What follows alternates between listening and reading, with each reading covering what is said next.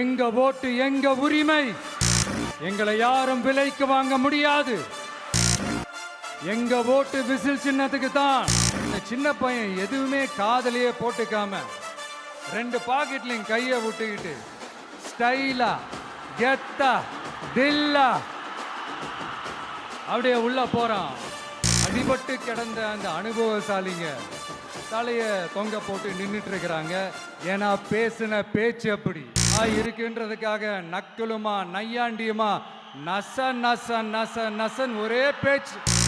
அந்த பாக்கெட்டுக்குள்ள ஸ்டைலா தில்லா கெத்தா ஒருத்தன் உள்ள வந்தான் பாருங்க.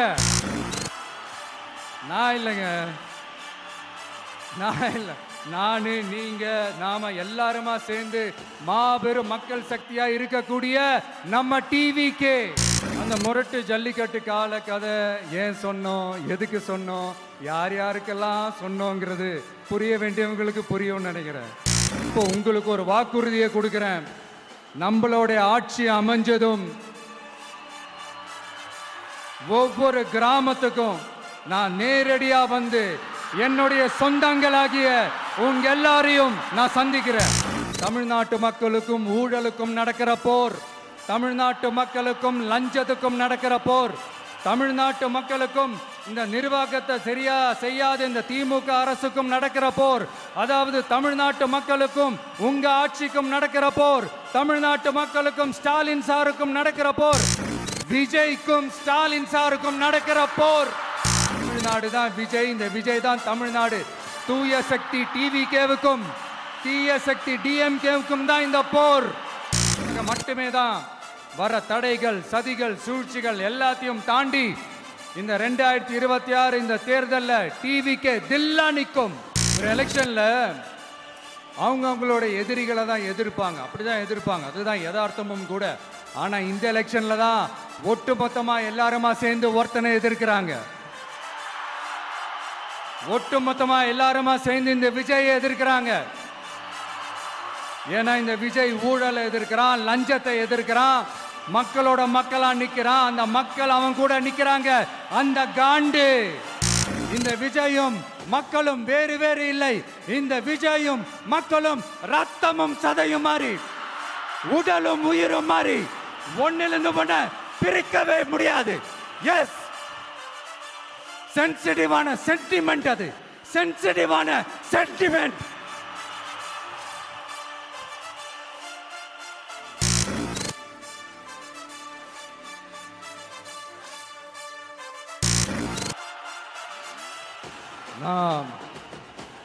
சாரி,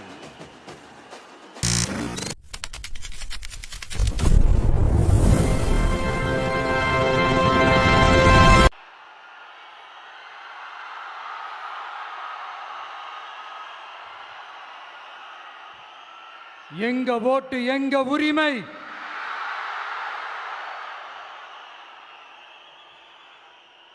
எங்களை யாரும் விலைக்கு வாங்க முடியாது.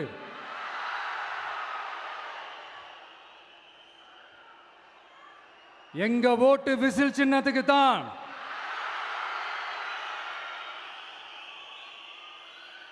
யாரையும் நம்பி ஏமாற மாட்டோம். எங்க வார்த்தையிலிருந்து மாற மாட்டோம். இது நிஜம். தேங்க்யூ. ஒரு குட்டி கதையிலிருந்து ஆரம்பிப்போமா?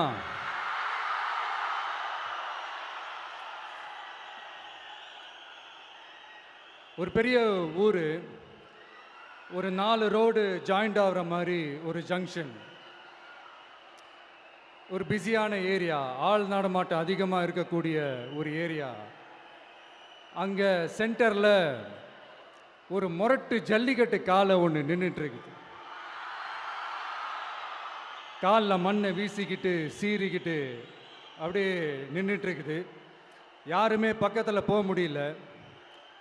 அந்த இடம் ஒரு கேஷுவலாக மாறணும் அப்படின்னா அந்த காளையை அடக்கி அமைதி ஆக்கினா தான் மறுபடியும் ஒரு பேக் டு நார்மல் சுச்சுவேஷனுக்கு அந்த இடம் மாறும். அந்த ஊரில் இருக்கிற ஒரு சில பேருக்கு மட்டும்தான் அந்த காளை அடங்கும். அவங்க யாருமே அங்கே இல்லை. ஆனா அந்த கிரவுட்ல இருந்த ஒரு சில பேர், ஆல்ரெடி அந்த காளையை அடக்கணங்களோட இருந்த ஒரு சில பேர், எங்களுக்கு இல்லாத அனுபவமா, நாங்க பார்க்காத காளையா, நாங்க பார்க்காத மாடா, நாங்க போய் அடக்குறோம்னு சொல்லிட்டு உள்ள போறாங்க. ஒருத்தராலையும் அந்த காளையை தொடக்கூட முடியல. எல்லாரையும் அடிச்சு வீசி தூக்கி போட்டுருச்சு. இப்ப என்னடா பண்றது அப்படின்னு பார்க்கும்போது அந்த கூட்டத்தை விலக்கிட்டு ஒரு சின்ன பையன் ஒரு என்ட்ரி ஒன்று கொடுக்குறான். உங்களுக்கு தான் தெரியும்ல, டேய் எங்களாலே முடியல, நீ எல்லாம் என்னத்தை போய் கிழிக்க போற, எங்களுக்கு அவ்வளோ அனுபவம் இருக்குது, நாங்களே அடிபட்டு ஓரமா படுத்து கிடக்கிறோம், இவன் விளையாட்டுத்தனமா ஏதோ பண்ணிட்டு கிடக்கிறான், பாவம் அந்த காளைகிட்ட போய் அடிபட்டு சாவ போறான், பச்சா பையன், அந்த பையன், இந்த பையன், அண்டர் எஸ்டிமேட் பண்றது, ஏளனமா பேசுறது, இப்படி ஒரு பக்கம். இன்னொரு பக்கம் பரிதாபப்பட்டு, ஐயோ பாவமே, இப்படி தனியா போய் மாட்டிக்கிட்டானே அந்த காளைகிட்ட, என்ன பண்ண போறானோ அப்படின்ட்டு ஒரு பக்கம் பரிதாபப்பட்டு பேசுறாங்க. அந்த சின்ன பையன் எதுவுமே காதலையே போட்டுக்காம 2 பாக்கெட்லையும் கையை விட்டுக்கிட்டு ஸ்டைலா கெத்தா தில்லா அப்படியே உள்ள போறான். ஒரு ஸ்டெப் எடுத்து வைக்கிறான், அந்த கால் அப்படியே சீறிக்கிட்டே நின்றுட்டு இருக்குது. இன்னொரு ஸ்டெப் எடுத்து வைக்கிறான், கால் அப்படியே சீறிக்கிட்டே முன்னாடி வருது. மக்கள் எல்லாரும் பதட்டத்தோடு அப்படியே பார்த்துட்டு இருக்கிறாங்க. இன்னொரு ஸ்டெப் எடுத்து வைக்கிறான், கால் அப்படியே முட்டை வரும்போது பாக்கெட்டுக்குள்ள மறைச்சி வச்சிருந்த 2 புல்லுக்கட்டு அதை அந்த காலை கிட்ட காட்டுறான். காலை அப்படியே சடனா வந்து நின்று அது மூடெல்லாம் மாறி அந்த புல்லுக்கட்டை சாப்பிட ஆரம்பிச்சிருச்சு. அந்த சின்ன பையனும் அந்த காளை அப்படியே தடவிக்கிட்டு வரான். காளையும் பக்கத்தில் ஒரு குழந்தை மாதிரி நடந்து வந்துக்கிட்டு வருது. பக்கத்தில் இருந்த ஒரு வயல்வெளியில் அந்த காளையை மேய விட்டுட்டு வரான். மக்கள் எல்லாரும் அந்த பையனை ஆச்சரியமாக பார்க்குறாங்க. அந்த அடிபட்டு கிடந்த அந்த அனுபவசாலிங்க தலையை தொங்க போட்டு நின்றுட்டு இருக்கிறாங்க. ஏன்னா பேசின பேச்சு அப்படி. வாய் இருக்குன்றதுக்காக நக்கலுமா நையாண்டியுமா நச நச நச நசன் ஒரே பேச்சு. என்ன பண்றது, தலையை குனிஞ்சு அப்படியே நின்றுட்டு இருக்கிறாங்க. அங்க ஒரு பெரியவர் வர்றார். வந்து அந்த பையன்கிட்ட கேட்கிறாரு, எப்படிப்பா இப்படி ஒரு முரட்டு காலை சீறிட்டு நின்றுட்டு இருந்தது, எப்படி அந்த காளையை அடக்கின அப்படின்னு கேட்டதுக்கு அந்த பையன் சொல்றான், ஐயா எனக்கு அந்த காளையை பார்த்தா கோபமா இருந்த மாதிரிலாம் எனக்கு தெரியல, அந்த காலை பசியோடு இருந்த மாதிரி இருந்தது, அதனால தான் அந்த புல்லுக்கட்டை காமிச்சவொடனே ஓகே நமக்கு தேவையானது கிடச்சிருச்சு அப்படின்னோடனே அந்த புல்லுக்கட்டை சாப்பிட்டுட்டு நம்மளோட அப்படியே ஜாலியாக வாக்கிங் வந்துருச்சு அப்படின்னு சொன்னான். இதை கேட்ட அந்த பெரியவர் சொன்னாராம், இந்த சின்னவங்க பெரியவங்க அனுபவம் இருக்கிறவங்க அனுபவம் இல்லாதவங்க இதெல்லாம் விஷயமே கிடையாது. யாரா இருந்தாலும் அந்த சூழலுக்கு ஏற்ற மாதிரி அந்த சிச்சுவேஷனுக்கு தகுந்த மாதிரி என்ன பண்ணி அந்த ப்ராப்ளமை சால்வ் பண்றான், ஏது பண்ணி அந்த ப்ராப்ளமை சால்வ் பண்றான், அதுதான் விஷயமே, அதுதான் மேட்ரு. ஸோ நீ சூப்பர்ப்பா, என்ன ப்ராப்ளம் வந்தாலும் நீ சால்வ் பண்ணிடுவ அப்படின்னு முதுகில் தட்டி கொடுத்துட்டு அந்த பெரியவர் போறார். இப்போ அந்த கதையில் அந்த முரட்டு ஜல்லிக்கட்டு காலை தான் நம்ம தமிழ்நாட்டு அரசியல் களம். அந்த பெரியவர் தான் நம்ம தமிழக மக்கள். அந்த பாக்கெட்டுக்குள்ள ஸ்டைலா தில்லா கெத்தா ஒருத்தன் உள்ள வந்தான் பாருங்க, அவன்தான்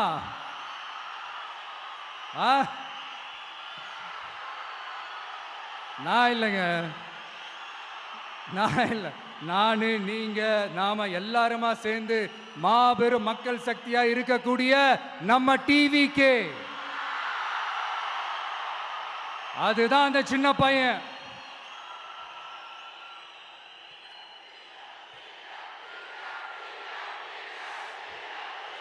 தேங்க்யூ தேங்க்யூ தேங்க்யூ.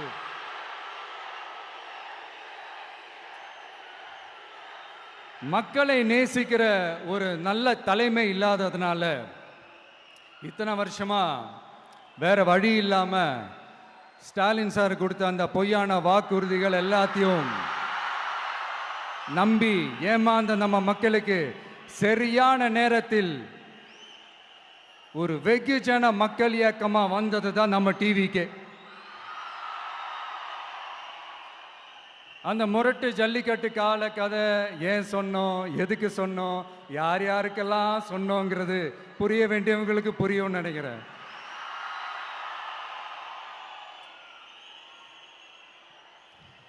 இப்போ நாம ஒவ்வொரு வீட்டில் உயிரா உணர்வா இருக்கிறோம். ஆனால் நான் உங்கள் எல்லாரையும் நேரில் சந்திக்கணும், நீங்கள் இருக்கிற ஊருக்கே உங்களை சந்திக்கணும் அப்படின்றது தான் எனக்கு மனசில் இருக்கிற ஒரு பெரிய ஆசை. ஆனால் அந்த சிச்சுவேஷன் ஒரு எதிர்கட்சியாக இருந்து கேள்வி கேட்டுட்டு இருக்கிற இந்த நேரத்தில் நமக்கு எதிராக என்ன சூழ்ச்சிகள்லாம் நடக்குதுன்றது உங்கள் எல்லாருக்குமே நல்லா தெரியும்.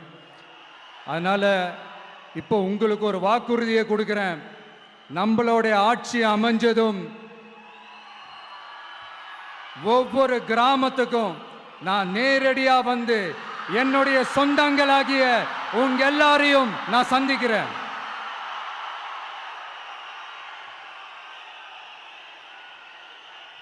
கொஞ்ச நாளைக்கு முன்னாடி நம்ம ஸ்டாலின் சார் ஒரு ஒன்று உருட்டினாரு, நீங்க கேள்விப்பட்டிருப்பீங்க. இப்போ வரப்போற எலெக்ஷன் எதுக்கான எலெக்ஷன்? நம்ம சட்டமன்ற தமிழ்நாடு சட்டசபைக்கான ஒரு தேர்தல் இல்லையா? இதே தமிழ்நாட்டுக்கும் டெல்லிக்குமான ஒரு எலெக்ஷன் அப்படின்னு சொல்றாங்க. இன்னும் கொஞ்சம் மேலே போய் தமிழ்நாட்டுக்கும் என்டிஏவுக்குமான ஒரு எலெக்ஷன் அப்படின்னு சொல்றாங்க. என்ன சார், டெல்லியில் ஏதாவது நிற்க போறீங்களா? அப்புறம் ஏன் தமிழ்நாட்டுக்கும் டெல்லிக்குமான ஒரு எலெக்ஷன் சொல்றீங்க? அப்புறம் இது ஏதாவது பார்லிமெண்ட் எலெக்ஷனா? பிரதமர் பதவிக்கு ஏதாவது போட்டி போடுறீங்களா? அப்புறம் ஏன் அதை தமிழ்நாட்டுக்கும் என்டிஏவுக்குமான ஒரு எலெக்ஷன் சொல்றீங்க? எங்களுக்கு புரியலையே சார், இது என்ன லாஜிக்னு எங்களுக்கு புரியலையே. எந்த எலெக்ஷனை எப்படி டீல் பண்ணணும், எப்படி ஹேண்டில் பண்ணணுன்றது நம்ம தமிழ்நாட்டு மக்களுக்கு தெளிவாக தெரியும். நம்ம தமிழ்நாட்டு மக்கள் மாதிரி ஒரு தெளிவான மக்களை நீங்கள் பார்க்கவே முடியாது. சூப்பர் கிளாரிட்டியோட சூப்பர் மக்கள் சார் நம்ம மக்கள். இந்த போருக்கு போகிறதுக்கு முன்னாடி தான் இந்த படை பரிவாரங்களோட போவாங்கன்னு கேள்விப்பட்டிருக்கிறேன். ஆனால் நீங்கள் என்னடானா இந்த ஒன்றுத்துக்கும் உதவாத இந்த பால் டப்பாவை உருட்டிக்கிட்டு இருக்கீங்களே சார். உண்மையிலே இந்த எலெக்ஷன் எதுக்கான எலெக்ஷன் சொல்லட்டுமா? தமிழ்நாட்டு மக்களுக்கும் ஊழலுக்கும் நடக்கிற போர், தமிழ்நாட்டு மக்களுக்கும் லஞ்சத்துக்கும் நடக்கிற போர், தமிழ்நாட்டு மக்களுக்கும் இந்த நிர்வாகத்தை சரியா செய்யாத இந்த திமுக அரசுக்கும் நடக்கிற போர், அதாவது தமிழ்நாட்டு மக்களுக்கும் உங்க ஆட்சிக்கும் நடக்கிற போர், தமிழ்நாட்டு மக்களுக்கும் ஸ்டாலின் சாருக்கும் நடக்கிற போர். இன்னும் சுருக்கமா சொல்லணும்னா விஜய்க்கும் ஸ்டாலின் சாருக்கும் நடக்கிற போர்.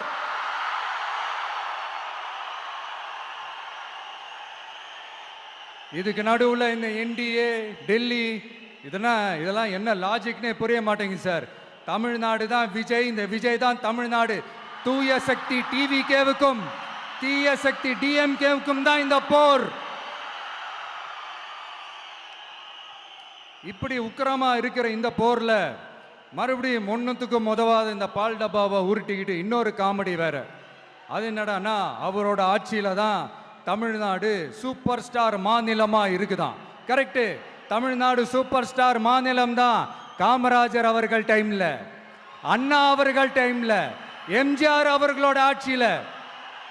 இன்னைக்கு ஒன்றுத்துக்கும் உதவாத இந்த உல்டா மாடல் ஆட்சியில தமிழ்நாடு சூப்பர் ஸ்டார் மாநிலமாலாம் ஒண்ணு இல்ல, சூப்பர் ஸ்டாண்ட் அப் காமெடிக்காரர் நடத்துற மாநிலமா மாறிடுச்சு.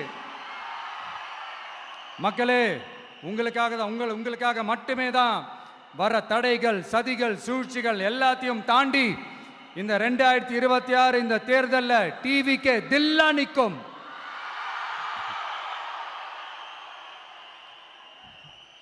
இதுவரைக்கும் நடந்த எலெக்ஷன் வேற, இப்போ நடக்க போற எலெக்ஷன் வேற. ஒவ்வொரு 5 இயர்ஸுக்கும் நடக்கிற எலெக்ஷன் மாதிரி இதை நினைச்சிடாதீங்க. 50 வருஷத்துக்கு ஒரு வாட்டி நடக்க போற ஒரு எலெக்ஷன் மாதிரி இது. அதிசய எலெக்ஷன். ஒரு எலெக்ஷன்ல அவங்களோட எதிரிகளை தான் எதிர்ப்பாங்க, அப்படிதான் எதிர்ப்பாங்க, அதுதான் யதார்த்தமும் கூட. ஆனா இந்த எலெக்ஷன்ல தான் ஒட்டு மொத்தமா எல்லாருமா சேர்ந்து ஒருத்தனை எதிர்க்கிறாங்க. ஒட்டு மொத்தமா எல்லாருமா சேர்ந்து இந்த விஜயை எதிர்க்கிறாங்க. ஏன்னா இந்த விஜய் ஊழலை எதிர்க்கிறான், லஞ்சத்தை எதிர்க்கிறான், மக்களோட மக்களா நிக்கிறான். அந்த மக்கள் அவன் கூட நிக்கிறாங்க. அந்த காண்டு எப்படி அந்த காண்டு தான் ஒட்டு மொத்தமா எல்லாருமா சேர்ந்து ஒருத்தனை எதிர்க்க காரணம். நீங்க எப்படி வேணா எதிர்த்துக்காங்க, ஆனா போட்டி ரெண்டு பேருக்கு நடுவுல தான். ஒண்ணு இன்னொன்னு இந்த எலெக்ஷன் டேல மேக்சிமம் என்ன பண்ணுவீங்க? போவீங்க, ஓட்டு போடுவீங்க, வருவீங்க, அவ்வளவுதான் உங்களுடைய பார்ட்டிசிபேஷன். ஆனா இந்த எலெக்ஷன்ல நீங்க பங்கெடுத்துக்க போறீங்க. எஸ், உங்க வீட்டில் இருக்கிற ஒரு விஜய் தான், உங்க வீட்டில் இருக்கிற ஒரு விஜய் தான் வேட்பாளரா நிக்க போறாங்க. உங்க வீட்டில் நிக்கிற ஒரு வேட்பாளர்னா அப்போ உங்க வீட்டில் இருக்கிற மற்றவங்க எல்லாருமே வாக்காளர்கள் தானே. உங்க அம்மா, உங்க அப்பா, உங்க அண்ணன், உங்க தம்பி, உங்க சொந்தம் டிவிக்கே வேட்பாளர் அப்படின்னா அப்போ உங்க ஓட்டு விசில் சின்னத்துக்கு தான் எல்லாருக்குமே தெரியும். ஏன் நம்மளோட எதிரிங்களுக்கு கூட அது நல்லாவே தெரியும். அதனாலதான் நமக்கு எதிராக அவ்வளவு அவதூறு பரப்புறாங்க. என்னென்ன அவதூறு பரப்புறாங்கன்றது உங்களுக்கே நல்லா தெரியும். ஆனா அவங்களுக்கு தெரியாது ஏன் மேல அவதூறு பரப்புனா அது மக்கள் மேல அவதூறு பரப்புற மாதிரின்னு. எனக்கு அரசியல் தெரியலன்னு சொன்னா அது மக்களுக்கு அரசியல் தெரியலன்னு சொல்ற மாதிரின்னு. என்ன அசிங்கமா பேசினா அது மக்கள் அசிங்கமா பேசுற மாதிரின்னு. எனக்கு எதிராக செய்யற ஒவ்வொரு செயலும் அது மக்களுக்கு எதிராக செய்யற செயல் அவங்களுக்கு தெரியாம போச்சு.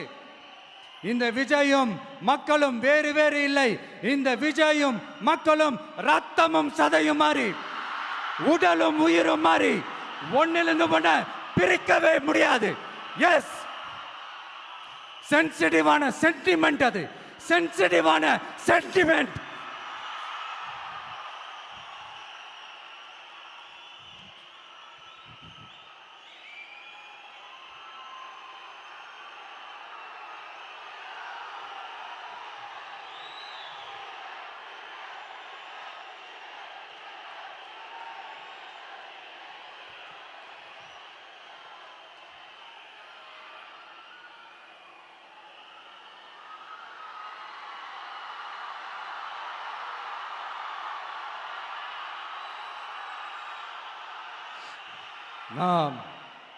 சாரி,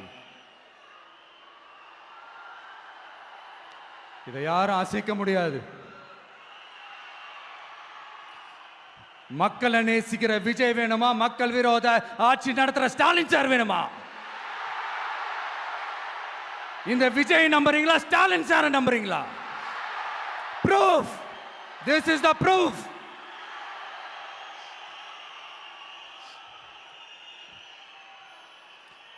இந்த தீய சக்தி, ஊழல் சக்தி, இதெல்லாம் ஏன் சொல்றோம், எதுக்கு சொல்றோம், யாரை சொல்றோன்றதெல்லாம் மக்களுக்கு தெளிவாக தெரியும்.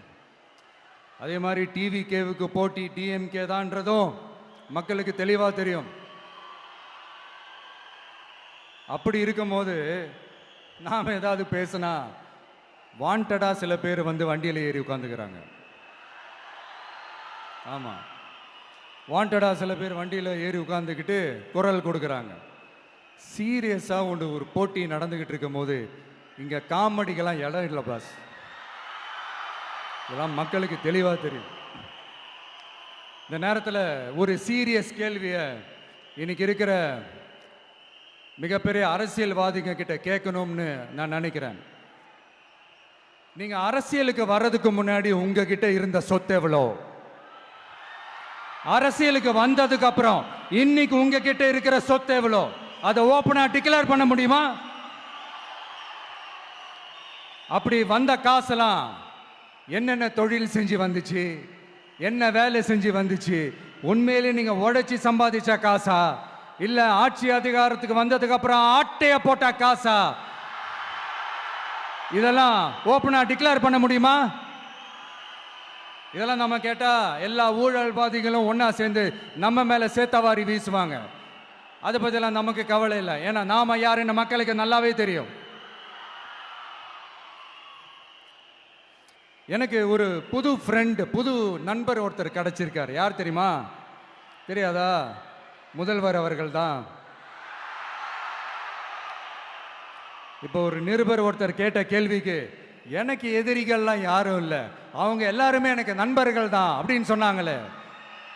அப்படி நாங்கெல்லாம் உங்களுக்கு நண்பர்கள்னா அப்புறம் ஏன் சார் கரூர் விஷயத்துல ஏன் மேல பழி தூக்கி போட்டீங்க?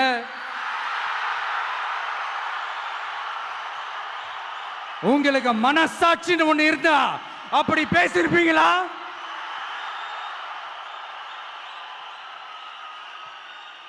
அப்படி நாங்களாம் உங்களுக்கு நண்பர்கள்னா ஒரு ஈவெண்ட், ஒரு ஃபங்க்ஷன் நடத்துறதுக்கு ஒரு இடமோ ஒரு பர்மிஷனோ ஏன் கொடுக்க மாட்டேன்றீங்க?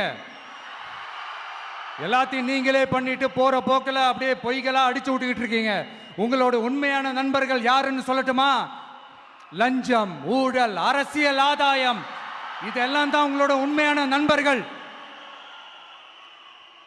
பர்சனலா நீங்க எப்படி வேணா இருந்துக்கங்க சார், நமக்கு அதை பத்தி கவலை இல்லை, நமக்கு அது அவசியமும் இல்லை. ஆனா உங்க ஆட்சி தான் தப்பான ஆட்சி, தமிழ்நாட்டுக்கு தேவையில்லாத ஆட்சி. கொஞ்ச நாளைக்கு முன்னாடி கற்பனையா ஒரு விஷயம் ஒன்று சொன்னேன். இந்த முதல்வர் கூட விசில் சின்னத்துக்கு தான் வாக்களிப்பாரு அப்படின்ட்டு கற்பனையா ஒன்று சொன்னேன். ஆனா இன்னைக்கு நிஜமாவே நமக்கு ஆதரவா ஒரு கோஷத்தை எழுப்பியிருக்கிறாங்க. அது என்ன தெரியுமா? எங்க வாக்கு சாவடி வெற்றி வாக்கு சாவடியா. அதுக்கு அர்த்தம் என்ன தெரியுமா? எங்க வாக்கு சாவடி விஜய் வாக்கு சாவடின்னு அர்த்தம்.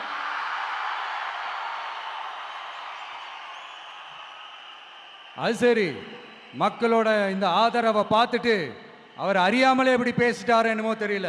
50 வருஷம் எக்ஸ்பீரியன்ஸ் அரசியல்ல, உண்மை என்னன்னு ஒத்துக்கிட்டு தானே ஆகணும்.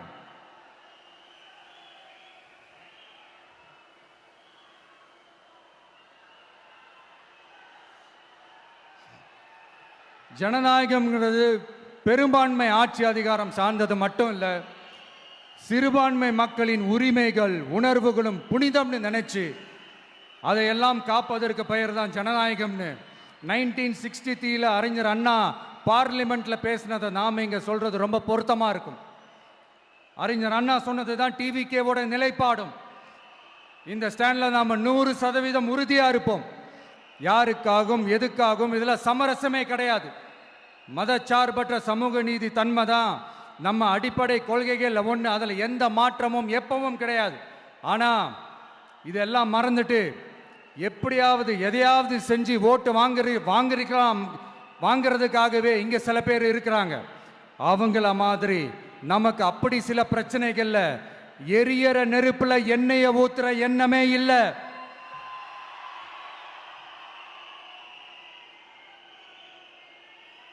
இங்க சில அரசியல் கட்சிகளும் சில அரசியல் தலைவர்களும் ஒரு சில நேரங்களில் அமைதியா இருந்தாலே போதும், ஒரு பிரச்சனையும் வராது.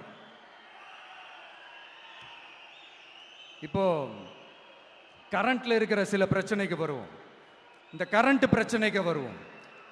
மாசம் மாசம் கரண்ட் பில் கட்டுற மாதிரி மாத்துவோம்னு சொன்னீங்களே, செஞ்சீங்களா? நிறைய வீடுகளில் 100 யூனிட் தான் அந்த கரண்ட்டு செலவாகுது ஒரு மாதத்துக்கு. மாதம் மாதம் நீங்கள் அந்த பில்லு கொடுத்தீங்கன்னா அவங்களுக்கு அது ஃப்ரீ ஆகிடும். அவங்க அந்த காசை கட்ட தேவையே இல்லை. ஆனால் 2 மாதத்துக்கு ஒரு வாட்டி அந்த பில்லு கொடுத்தீங்கன்னா, இப்போ சப்போஸ் அது 200 யூனிட்டுக்கு மேலே போச்சுன்னா அது அவங்களுக்கு ஒரு மிகப்பெரிய சுமை தானே. இது எந்த கணக்கில் எடுத்துக்கிறது? ஒரு மாதிரி ஒரு மாடர்ன் கரப்ஷன் அப்படின்னு எடுத்துக்கலாமா? அடுத்து பஸ் வசதி. நிறைய கிராமங்களில் பஸ் வசதி இல்லைன்னு சொன்னால் இந்த ஒட்டுமொத்த திமுக அரசும் கத்திக்கிட்டு வந்துடுவாங்க. நாங்கள் பஸ் விடாத கிராமங்களே இல்லை அப்படின்னு சொல்லுவாங்க. அப்படி அது உண்மை அப்படின்னா முதல்வர் அவர்கள்கிட்ட நம்ம தங்கச்சி ஒருத்தவங்க ஒரு கேள்வி கேட்டாங்களே, எங்க ஊருக்கு ஒரு மினி பஸ்ஸாவது விடுங்க சார் அப்படின்னு கேட்டாங்களே, அது எந்த கணக்கில் எடுத்துக்கிறது? நிறைய மலை கிராமங்கள்ல பஸ் வசதி இல்லை, நிறைய மலை கிராமங்களில் ஹாஸ்பிட்டல் வசதி இல்லை. இது ரெண்டுமே எவ்வளவு முக்கியமான ஒரு விஷயங்கள். பஸ் வசதியும் ஹாஸ்பிட்டல் வசதியும் இல்லாததுனால வீட்டிலேயே பிரசவம் பார்க்குற அந்த ஆபத்து இருக்குதுன்னு எவ்வளோ நியூஸ் பார்க்குறோம். இதெல்லாம் எந்த கணக்கில் சேர்த்துக்கிறது? அடுத்து இது எல்லா மீட்டிங்லேயும் பேசுகிறது தான், பெண்களுக்கு பாதுகாப்பு நம்பர் 1 இருக்குது தமிழ்நாட்டில் அப்படின்னு சொல்கிறாங்க. அப்புறம் அது என்ன, வி சேஃப் மாடலா? பெண்கள் என்ன சொல்கிறாங்க தெரியுமா? அது வி சேஃப் மாடல் இல்லை, வி ஆர் நாட் சேஃப் மாடல்னு சொல்கிறாங்க. இப்படி இருக்கிறப்போ தமிழ்நாட்டில் எங்கே போனாலும் பெண்களுக்கு பாதுகாப்பு அப்படியே கொட்டி கிடக்குதான். இப்படி சொன்னா எப்படி சார்? கேட்கறவங்களாம் என்ன கேசரி சாப்பிட்றாங்கன்னு நினைச்சிங்களா?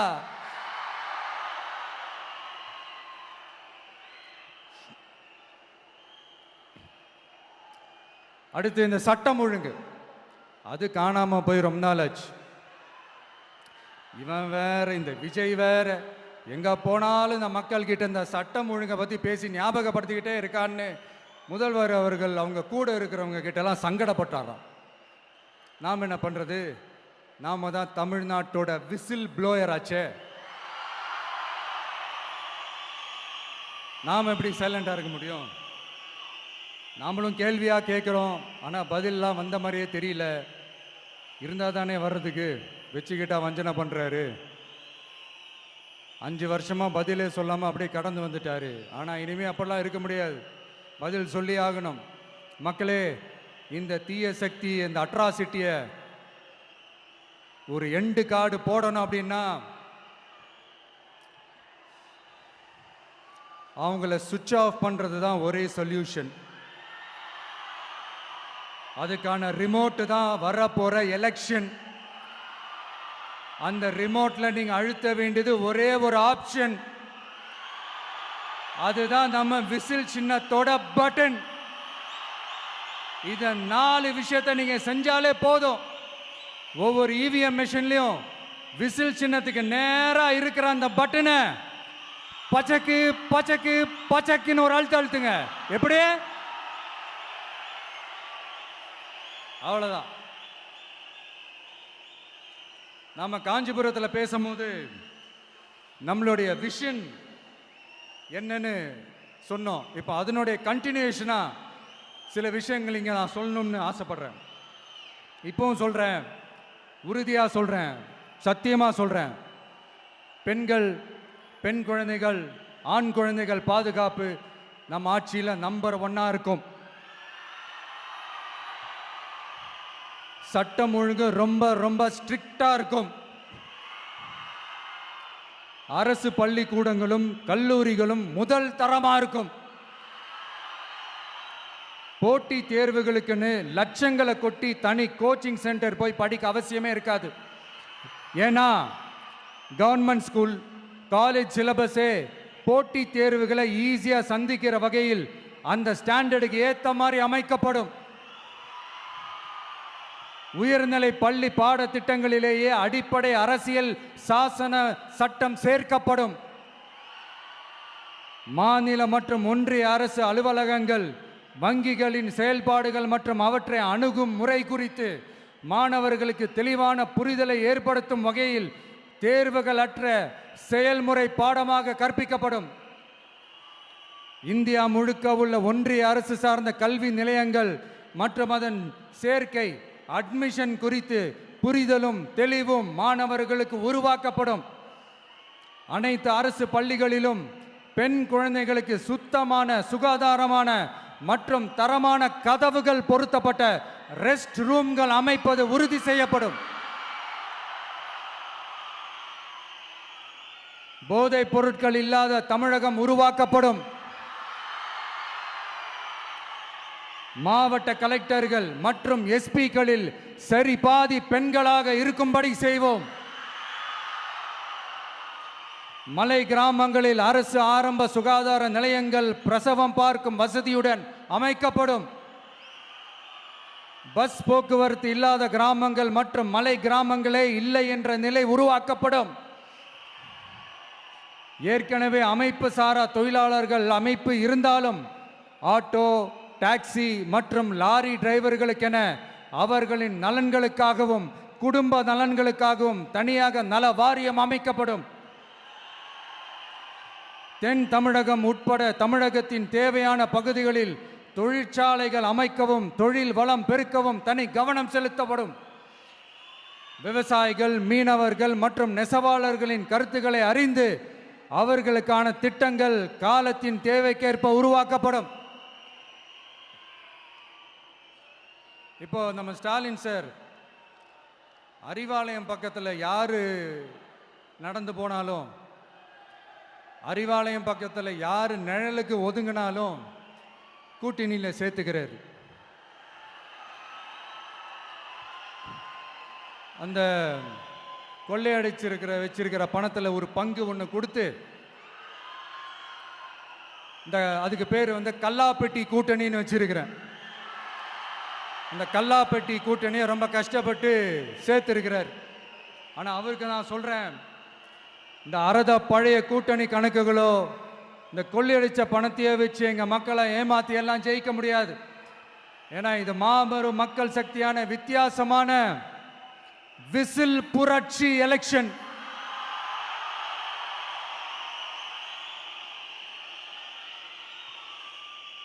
உங்களோட நான் இருக்கேன், நம்மளோட நம்ம மக்கள் இருக்கிறாங்க. இதுக்கு மேல என்ன வேணும்? கான்பிடென்ட்டா இருங்க, நல்லதே நடக்கும், வெற்றி நிச்சயம். மீண்டும் சந்திக்கும் வரை நன்றி, வணக்கம்.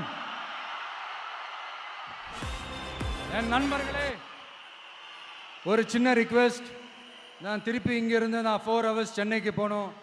தயவு செஞ்சு யாரும் என் வண்டிக்கு பின்னாடியோ என் வண்டி சைட்லேயோ பைக்கில் வராதிங்க. உங்களை நான் கெஞ்சி கேட்டுக்கிறேன். தேங்க்யூ.